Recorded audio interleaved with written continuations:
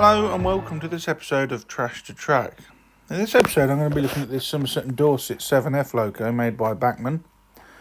It's been sent in by a chap called Bob who says that he thinks it's got a split gear. Now when I open the box, the cab glazing is loose, so I'll put that aside and have to refit that.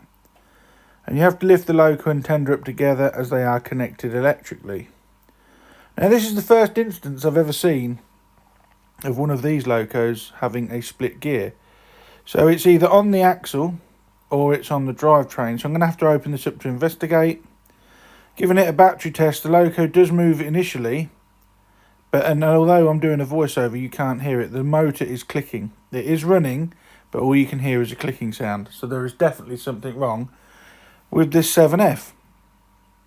So I'm going to have to remove the tender brake rigging, because I need access to this plug, and it's one of these plugs that most manufacturers use. So with a pair of long nose tweezers I just gently edge out the plug and separate the loco from tender, although it's not an easy task as the wiring actually goes underneath one of the tender axles, but there we go. And I'll set the tender aside and I set about opening up the loco part of the model. So I put the front part in the loco cradle, and this will allow me to remove the screws to remove the body shell. Now, there's a screw there and a screw underneath the foot plate. So I removed both of these, and then the chassis does not separate from the model. Now, initially I couldn't work out what was holding it in place. Then I noticed that some of the valve gear actually goes through the running plate onto the body side of the model. So I'm a little bit puzzled as to how this comes apart. I've never taken a loco part of one of these apart before, because the DCC thing is in the tender. So I'm assuming that these unclip. So I consult the paperwork that comes with the model, and indeed you have to unclip the reverser linkage on both sides of the model. So as it turned out, that was a very easy thing to do. It literally just clips in place. So I'm looking at it there, just thinking what's best to do. So get the tweezers, gently prise it out, and it just falls away. It's not glued in, it is a friction fit. So I remove them from both sides and set them aside so that I don't lose them. And then the body and chassis separate with ease, revealing the standard Bachmann motor setup, driving the third axle from the front there. So I'm trying to look and see if it's that gear that's split. There's definitely a split gear in here somewhere. So I'm going to have to remove the motor and the motor mount just to check the drivetrain to make sure that there is no split gear, and then I'll turn my attention to the axles. You can see I've removed the motor here. It is just a clip fit in that motor mount. And then the motor mount is unscrewed, and this allows the gears there to come out as one piece. Whoops. So I turn them around. I can't see any cracks on these gears at all, so it must be on the actual axle. So to remove the side rods, I've got to remove the wheels. They are a screw affair in the centre wheel there, not a hex nut or crank pin like Hornby used. Bachmann actually used very, very small flathead screws. So I'm just undoing that there and then using finger pressure to excuse the rip in my jumper sleeve there. Didn't really notice that until now. But anyway, I undo that and that long screw comes out, and then the side rods fall away. I do that for the same for the other side, and then standing the model up on that motor cradle, on the motor cradle, I undo the screws that keep the base keeper plate on. I couldn't use the foam motor cradle, engine cradle for this, because I already had another locomotive in bits waiting in that.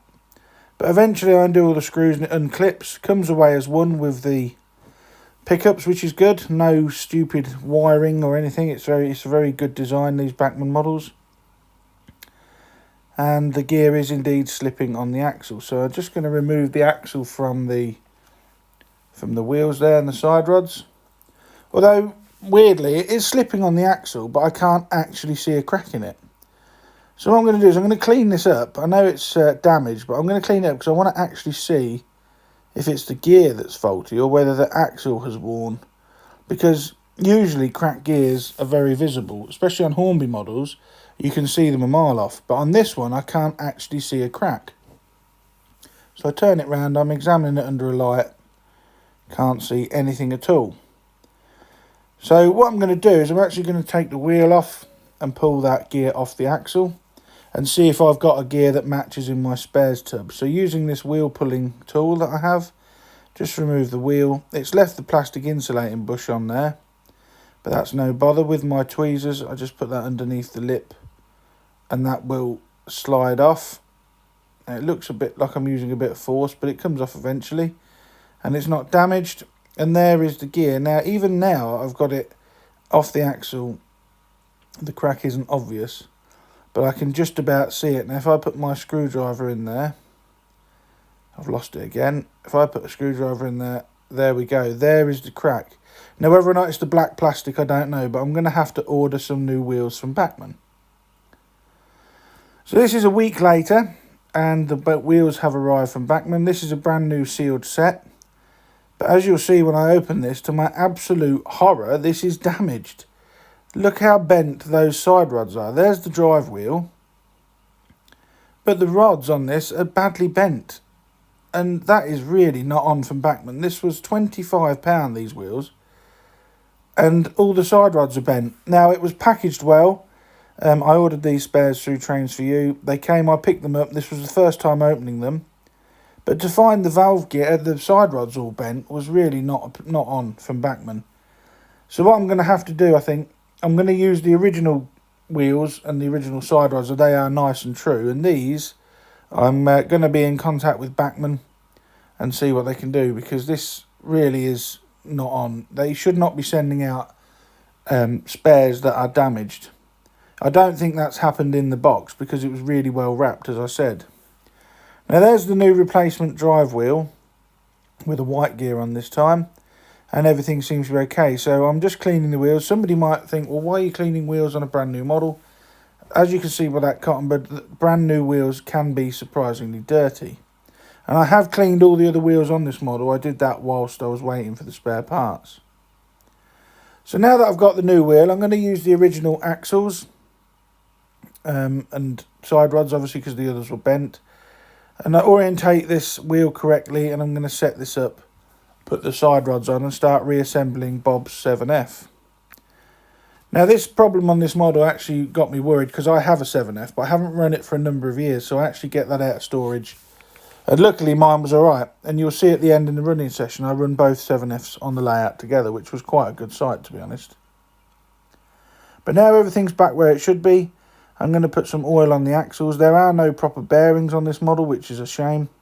The axles just sit in the cutouts in the die-cast chassis, which isn't very good, really. It is a cost-cutting exercise, but it is what it is. So I put plenty of, well, not too much, but plenty of lubrication on there just to make sure the axles are well lubricated. Small amount of oil and a small amount of Labelle 106 grease on that brand new gear. And then once that's done, I'm going to turn my attention and clean the pickups and the pickup plate before I refit that back to the model, using the usual cotton bud and methylated spirits. There's not a lot of dirt on this, just a bit of fluff build-up, just usual dirt from running on a layout. Now this goes back on. You have to clip the front back on. It clips in around the chassis, and then you can secure it with the screws we took out earlier on. And then once that chassis keeper plate has been refitted, we reconnect the motor. That is just a clip fit into the motor housing. You have to go gentle so you don't break it, but it is just a clip fit. And then it's time to rebuild the connecting rods. Now on a Bachmann model they are easy to do. They have a cutout in the die casting so that the lugs fit on the crank pin, so it's all correct. And then I refit those tiny, complete threaded flathead screws to hold the valve gear in place. And the same was repeated for the other side, obviously, to rebuild this. Now, I just turned that screw there by hand just to get the thread engaged, to make sure that I don't cross-thread, because the last thing I want to do is strip the thread out of that crank pin. And using a screwdriver with the finest flat end on it, gentle turn, 3/4 turns, just to get that screw in there. You don't want to go too mad, because these screws can bend quite easily, I've found. And like I said, you don't want to cross thread it or ruin the thread in the crank pin. Otherwise I'll be ordering yet another set of wheels from Bachmann. So once the side rods are all been rebuilt, I'm just going to hold the model up here and put the battery terminal connector on, just to put attached to the motor. And that is the problem with these tender electronics in the tender. You can't test them very easy. But just putting some connectors direct to the motor there. The wheels are spinning nicely. There is no catching. So that proves that all the gears and the drivetrain and the side rods are all on correctly. So now I'm going to refit this glazing, and this was a right pain of a job to do. The amount of detail in the cab of this 7F really didn't help putting this glazing back in the cabs. It was quite a tricky thing to do, so I did it off camera in the end because I needed the camera stand out the way. And then I just held it in place with small drops of plastic weld cement, so that shouldn't go anywhere anytime soon. Then it's time to refit the chassis to the body, and that is a simple clip fit affair. Make sure that the tender drawbar sits over its connector, which is also forms the base of the screw hub where you screw into, so you can't forget that, otherwise you'd have to take it apart again. And then I refit the screws, the one under the cab foot plate and the long one that goes through the cylinders and holds the loco body in place. I then refit that front pony wheel that I took off for ease of access to the screws. That was refitted. And then those two reverser linkages were also put back on. And you have to make sure, do a dry run with those because they are handed. One's left hand, one's right hand. So make sure you do a dry run to get the one in the correct position. And then just using these tweezers, thread it through the running plate into the connector on the linkage, and then it just pushes home into its hole in the plastic, and it is just a friction fit. There is no glue needed whatsoever. Now these Somerset and Dorset locos, they are one of my favourite locos. I do like the look of these. They run superbly, they look nice, and they're quite unusual. You can see there the glazing is back in place, and I've not reconnected the tender yet for this because what I did was fit a decoder from my running session. But you can see the glazing I eventually got all back in place, and just the amount of detail in that cab. But it's a very nice engine, and I'm pleased we've been able to reactivate it for Bob. If you've got an engine or anything you'd like to see featured on a future episode of Trash to Track, please email me at dansmodelrailways@gmail.com. Have a look and get it sent over, and who knows, it may even feature in an episode all of its own. So I'll leave you now with the 7F trundling around with the freight train. I've also got my 7F out. As I said, I gave that a check over and mine was fine. And that is running on a passenger train. And then at the end of the session, I double head them, because why wouldn't you? 2 of these on a train is a very impressive sight. So thanks very much again for watching Trash to Track. Please like, share and subscribe, and I will catch you all in the next video. Bye for now.